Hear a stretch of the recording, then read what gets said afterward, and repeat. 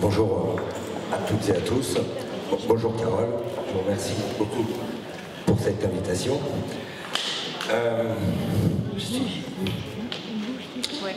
Moi j'ai davantage l'habitude de parler à des jeunes lycéens. C'est probablement, je crois même, j'ai déjà donné quelques conférences, mais sur du contenu, c'est la première fois que j'explique ce que sont les sentiers de la mémoire à un auditoire comme le vôtre. Je suis très content d'être ici. C'est une image d'une tombe juive qui vient d'un cimetière juif à Niš, dans le sud de la Serbie. Et on pourra voir autour de cette tombe que manifestement un certain nombre d'objets laissent à penser que cette tombe ne se trouve pas dans un cimetière, en tout cas. Ou tout au moins que l'endroit tel qu'il est aujourd'hui n'est pas a priori un cimetière. C'est pourtant le cimetière juif de Niš, dans lequel personne ne peut rentrer. En fait, ce qui s'est construit autour du cimetière, c'est un bidonville rome. Voilà. Et donc les sentiers de la mémoire, j'ai le sentiment que cette image-là, c'est une image qui résume un peu la façon dont on travaille, puisque c'est l'idée des sentiers de la mémoire, c'est d'essayer par des chemins escarpés d'approcher au plus près de ce que furent les communautés juives d'Europe avant, pendant et après la tragédie. Donc voilà, c'est une image qui nous touche beaucoup à Coutances, parce que c'est un bidonville dans lequel finalement personne n'entre jamais, et nous sommes parvenus avec 75 jeunes et on a pu s'infiltrer dans un cimetière donc, qui est interdit à toute visite, quoi. Et donc trouver des tombes comme ça entre les maisons. Voilà. Alors donc les sentiers de la mémoire, c'est un peu ça. Alors je reviens un peu maintenant au début. Moi, des tombes. C'est une tombe, c'est une pierre. Non, monsieur. Non, monsieur. Non. Je pourrais vous en montrer plein d'autres. Non. Bon, je retourne donc, c'est ça, essayer d'aller au plus près dans des lieux qui nous mènent immanquablement à Auschwitz-Birkenau, puisque j'étudie avec des lycéens français et que Auschwitz occupe une place centrale en France, mais on n'y va jamais directement, on prend toujours des chemins qui nous emmènent en Europe. Donc voilà, je suis né à Coutances, j'ai 51 ans, donc je fais partie d'une génération qui... Enfin, j'ai eu mon CAPES quand, la même semaine, lorsque le président Chirac faisait le discours sur la rafle du Veldiv, vous voyez. Donc moi je suis issu d'avant, quoi, dans la formation que j'ai reçue. Je viens de Coutances, donc c'est dans la Manche, c'est une petite ville de 8000 habitants. J'y suis né, je suis allé dans ce lycée, et désormais j'enseigne dans ce lycée. C'est un peu étrange, mais enfin bon, c'est comme ça. Et de cette petite ville de 8000 habitants, il n'y a absolument pas de communauté juive. Et puis dans la Manche c'est pas un territoire où il y a une grande présence juive. Moi, mon problème d'enseignant, c'est effectivement qu'est-ce que je dois transmettre. Je dois transmettre une histoire, bien sûr, je suis prof d'histoire. Mais cette histoire-là qui touche à l'essentiel, on a une responsabilité supplémentaire. Et comme je suis devenu prof d'histoire sans ne rien connaître, puisqu'on ne m'avait rien appris, naturellement, c'est une grande responsabilité de retrouver devant des jeunes troisièmes dans un premier temps, et puis lycéens ensuite, en se disant mais qu'est-ce que je vais leur dire, quoi. Et donc voilà, on se met au travail, et rapidement, donc, en 2004, c'est imposé l'idée de... C'est né quasiment 15 ans, jour pour jour, dans une classe de terminale L, 24 jeunes, en éducation civique, on s'est dit voilà, on va faire un projet sur l'année, qu'est-ce qu'on fait? Et donc est apparue l'idée de se rendre à Auschwitz-Birkenau. Et rapidement est apparue l'idée que se rendre à Auschwitz-Birkenau, ça ne se décrète pas et ça se construit sur la durée. On ne peut pas aller comme ça quelque part si on ne sait pas où on va. Et du coup, on s'est mis à travailler très dur et les élèves ont compris aussi que le cadre scolaire ne permettait pas de faire forcément tout ce qu'on voudrait faire et tout ce qu'on pourrait faire. Alors, très rapidement, c'est eux qui ont eu l'idée, de les écouter régulièrement, les plus jeunes, parce qu'ils ont des bonnes idées souvent. Ils ont eu l'idée de créer une structure associative, donc on a créé une junior association, et donc moi j'en suis l'accompagnateur, on va dire, j'en étais pas le président au début, puisque le président c'était un jeune. Et puis nous sommes partis, on a construit un premier séjour, et moi j'ai appris énormément de choses à leur côté pendant ce séjour, et l'association a été s'est pérennisée fatalement, quoi. Donc aussi au début c'est des classes qui venaient, très rapidement ce sont les élèves du lycée qui ont souhaité participer à ce projet. Donc ce projet est sorti de la classe, et ça c'était hyper important. C'est la raison pour laquelle on en a plus de 1000 désormais qui ont voyagé avec nous. Et on peut dire que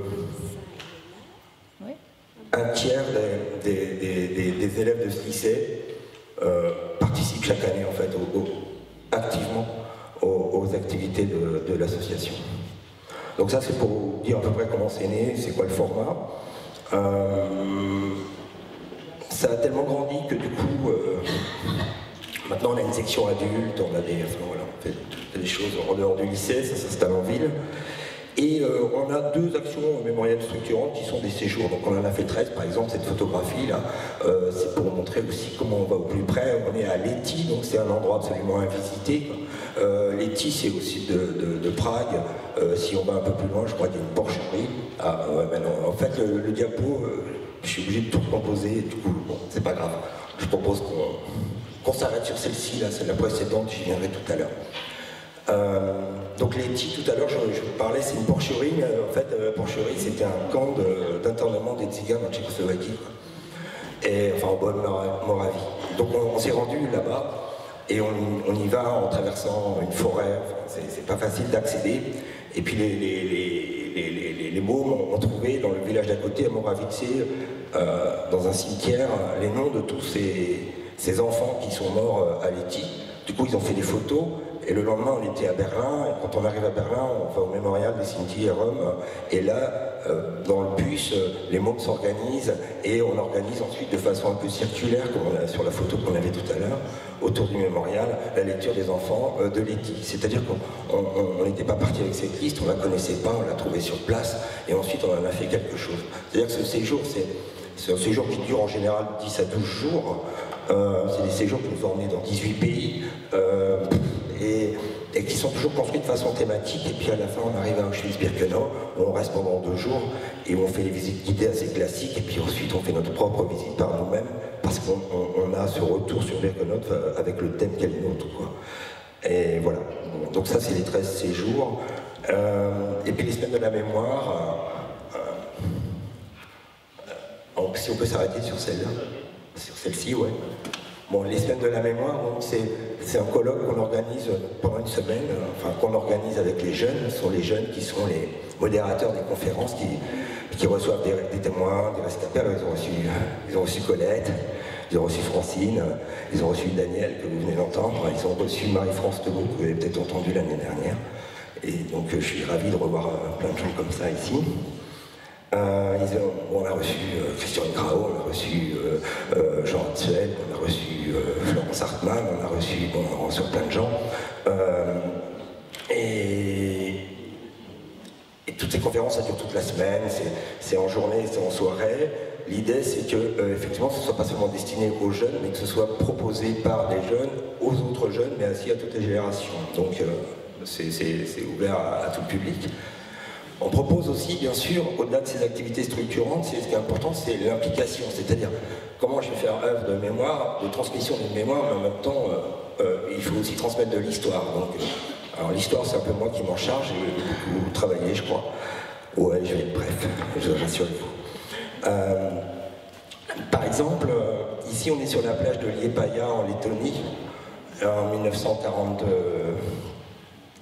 En 1941, au mois de décembre 1941, les unités SS, accompagnées d'auxiliaires lettons, ont fusillé toute la communauté juive de la ville de Liepāja, qui était la deuxième communauté de Lettonie. Cette photo-là, elle a été prise au mois de novembre 2018, de l'année dernière. Et on était parti avec la liste des 7142 noms des Juifs de Liepāja. Et on était sur un séjour, on était nombreux, on était 92.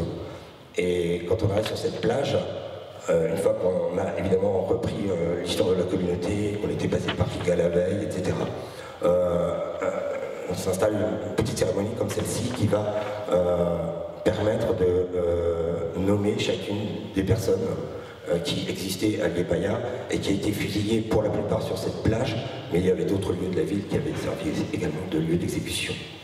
Donc voilà, on rythme nos séjours de cérémonie comme celle-là.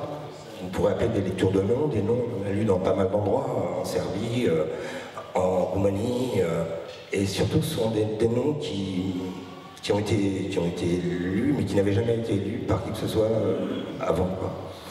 Et puis c'est vrai que alors là parfois il n'y a que nous, quoi. Mais je me souviens d'une lecture de nom qui était tout à fait forte, parce que si vous allez en Croatie aujourd'hui, à Đakovo, il y avait un camp d'internement, la plupart des Juifs arrivaient de Sarajevo, et ensuite ils étaient envoyés à Jasenovac où ils étaient assassinés. Et à Đakovo, on a la liste des gens qui étaient à Đakovo, et aujourd'hui c'est une station-service, donc les gens vont faire le plein, et donc nous on arrive et on fait notre lecture des noms dans la station-service, et du coup les gens viennent parce qu'ils ne comprennent pas ce qui est en train de se passer, et on leur explique qu'en fait là il y avait un camp de concentration, et il y avait 527 personnes, alors ils te disent non, on dit si, voilà les noms, et voilà, quoi. Donc c'est ça qu'on essaie de faire, je crois que je disais pour une transmission active, c'est-à-dire qu'on est vraiment dans une démarche oui, qui vise à connaître, à comprendre et à transmettre ici, chez nous, mais aussi sur place, quoi. En termes de cérémonie, on fait aussi des scénettes de théâtre. Il y avait une photo tout à l'heure qui était prise à Vilnius. Ouais, bon, ouais, si on peut tourner. Ah, voilà.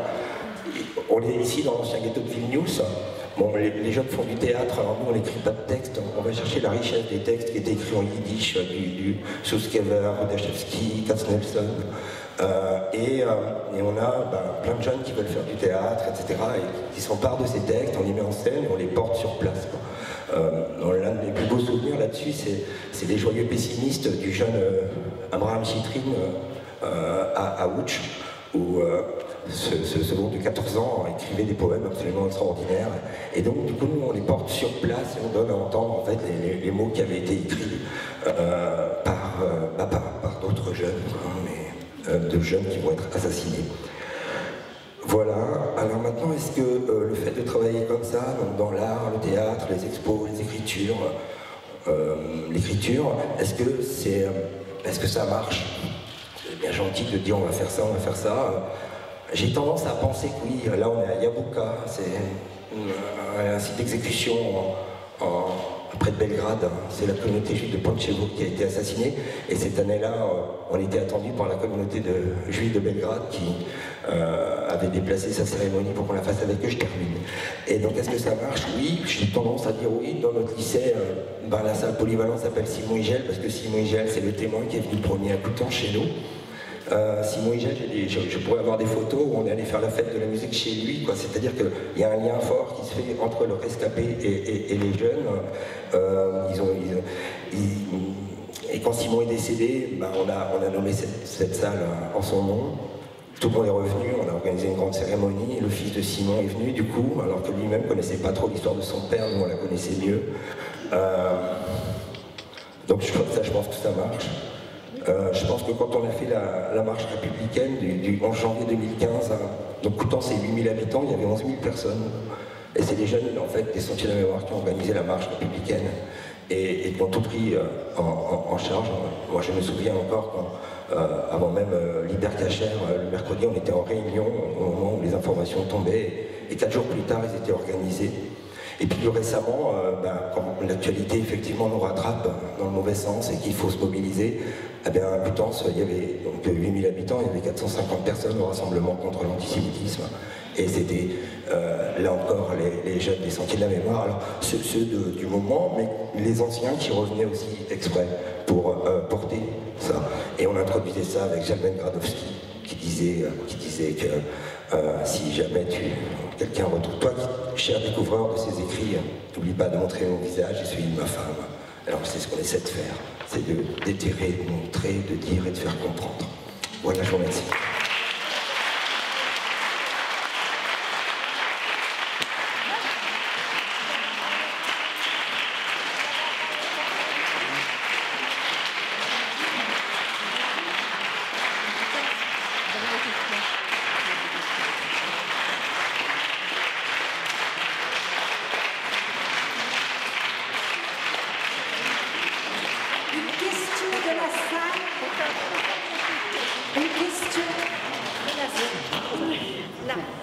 J'en profite comme je tiens le micro pour... je suis émerveillée par votre enthousiasme et par votre travail. Et surtout, à Coutances, il n'y a pas que le jazz sur les pommiers. Il y a aussi ça, et surtout que c'est un coin où ils n'ont jamais dû voir un juif avant. Maintenant, ils en voient tous les 2 ans. Est-ce que vous avez demandé la parole? D'abord, merci. J'aurais vraiment voulu avoir un professeur d'histoire comme vous. Moi, j'étais enseignante. J'aurais voulu vous demander si vous avez eu des restrictions de la part du rectorat et de la part du ministère de l'Éducation nationale, parce que ces dernières années, nous voulions faire... J'habite Saint-Dié. Nous sommes vraiment un lieu de mémoire également, puisqu'on a eu beaucoup de dégâts et de déportations dans cette ville et dans les environs. Et en fait, dès qu'on veut vraiment faire quelque chose, on a un professeur là récemment, un professeur d'histoire qui a voulu emmener justement ses élèves un petit peu dans la même optique que vous. Et elle a eu en fait un nom bien catégorique de la part du rectorat et de son proviseur également et de certains de ses collègues. Donc j'aurais voulu vous demander d'abord cela et d'autre part quelles sont les aides qui vous sont apportées pour faire tous ces voyages. Merci. C'est une question très vaste, il faut que je sois quand même bref, je pense. Ça dépend des périodes, ça dépend des époques, ça dépend des gens. Je crois aussi que, bon, j'ai l'air un peu souriant et comme vous avez dit, gentil peut-être, enthousiaste, ouais, déterminé aussi. Moi j'ai quand même du mal à lâcher une affaire dès lors que j'ai le sens que cette affaire elle est nécessaire et qu'il faut la faire. Donc parfois il y a eu des vraies difficultés. Je pense en avoir parfois, mais je ne suis pas là pour j'essaie de relativiser les choses. Mais oui, j'en ai même personnellement parfois un peu souffert au lycée. Les équipes enseignantes sont parfois très dures. Très dures, peuvent être très dures. Bon. N'empêche que ça fait 15 ans et que c'est ça que je retiens. Le rectorat, on a la chance d'avoir créé une structure. Moi, de temps en temps, je disais, nous on voyage sur temps de vacances. C'est-à-dire que, bon, j'ai ma journée aujourd'hui, mais je récupère mes heures. J'avais plein de cours aujourd'hui, mais je vais les récupérer. Donc on me permet de venir, mais en même temps, c'est un effort, voilà, hein, ça se fait pas. Enfin, bon. Donc les voyages se font sur temps de vacances scolaires. Donc voilà, les jeunes donnent de leur temps, leur famille aussi, moi aussi, enfin, etc. La semaine de la mémoire, ça se fait sur temps scolaire, par contre, on n'a pas le choix. Parce que sinon, on n'a pas, au niveau des pour pouvoir permettre aux jeunes d'assister. Ça, c'est parfois compliqué. Mais bon, on s'en est sorti, on sort tout chaud. Voilà, si ça répond en gros à votre question aussi, les soutiens. La Fondation pour la mémoire de la Shoah soutient le projet des Sentiers de la Mémoire. Les collectivités locales maintenant, et désormais la ville de Coutances qui a fini par comprendre que finalement il y avait peut-être un petit joyau dans sa ville, quoi. Alors là, c'est super difficile. Moi j'y arrive pas. Enfin, qui soutient? Ben, moi aussi parfois, ça m'est arrivé d'emprunter 20 000 € pour soutenir le truc, quoi. Voilà, et puis les familles. Les familles sont de grandes parties prenantes. Et puis là, actuellement, mes jeunes, ils sont en train de chercher des partenaires. On cherche des partenaires locaux qui va donner 20 €. Ce qui nous intéresse aussi, c'est que ça sorte du lycée, en fait, que tout le monde se sente concerné. chez les adultes, toutes les générations. Et du coup, on a un club de partenaires d'une centaine de petits magasins jusqu'à l'entreprise qui va donner de 20 à 150 ou 500 euros, quoi. Alors voilà, on cumule tout ça. On fabrique des petits objets de temps en temps, mais qui ont du sens. Un calendrier, par exemple. Voilà. Merci.